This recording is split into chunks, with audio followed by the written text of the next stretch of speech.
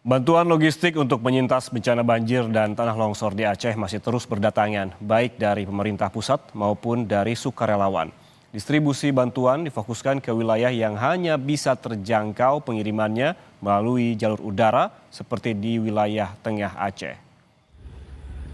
Berikut ini adalah bantuan logistik yang terkumpul di posko terpadu Lanut Sultan Iskandar Muda. Bantuan terus disalurkan tak kurang dari 27 frekuensi penerbangan setiap harinya dikirimkan ke wilayah tengah Aceh seperti Takengon, Bener Meriah, Gayo Lues, hingga Aceh Tamiang.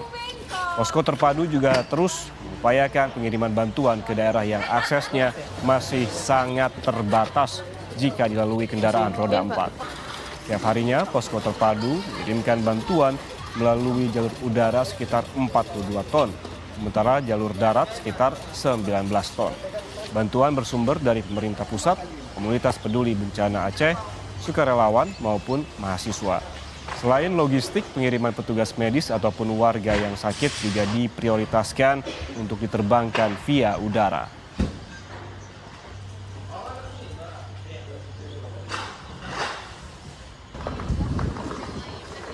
Saudara, kita pantau bagaimana distribusi bantuan untuk korban banjir Aceh. Kita ke Lanut Sultan Iskandar Muda di Aceh Besar, saudara. Ada jurnalis Kompas TV Rizka Devi dan juru kamera Nova Misdayanti. Rizka, bagaimana dengan skema penyaluran bantuan saat ini yang ada pantau di sana? Ya, Dian dan juga saudara, benar sekali. Memang ini sudah pekan ketiga begitu pasca banjir dan longsor yang melanda hampir sejumlah wilayah di Aceh.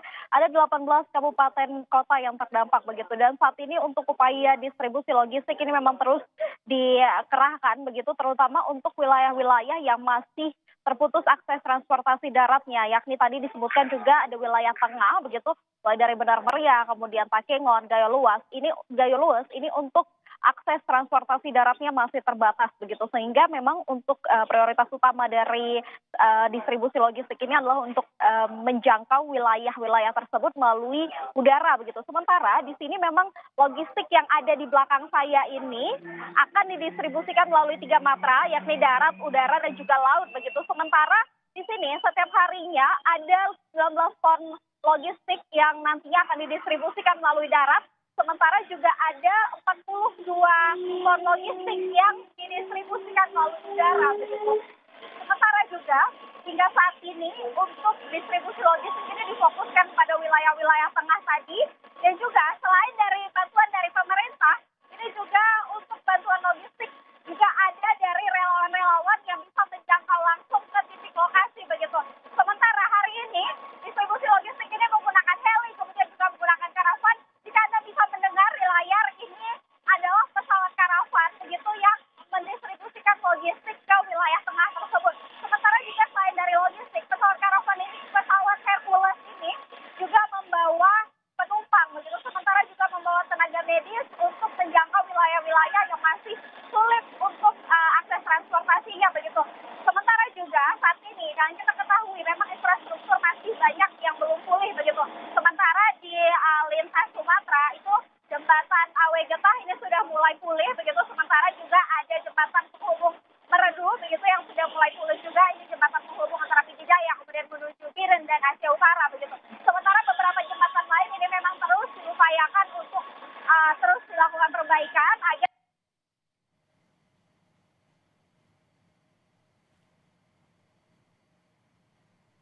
Baik, Rizka, Anda bisa mendengar suara saya? Rizka? Ya. Ah, Rizka, bagaimana kemudian tadi Anda menyebutkan bahwa bantuan yang dikumpulkan di Lanut saat ini dikirimkan melalui jalur darat, laut, dan juga udara. Kita berbicara terkait dengan udara terlebih dahulu. Berapa banyak frekuensi penerbangan dalam sehari untuk mengirimkan bantuan ini? Dan seperti apa skemanya? Apakah berapa banyak juga pesawat yang memang dikerahkan untuk mengirimkan bantuan ini? Ya, Rian, saya tidak dapat mendengar dengan baik suara Anda karena memang di sini pesawat Herculesnya sedang bersiap-siap untuk terbang. Tapi jika saya bisa gambarkan, memang saat ini ada 25 sampai dengan 27 sorti penerbangan atau frekuensi penerbangan setiap harinya yang kemudian bolak-balik begitu untuk bisa mengantarkan atau mendistribusikan bantuan ke wilayah-wilayah terdampak tersebut. Dan juga seperti yang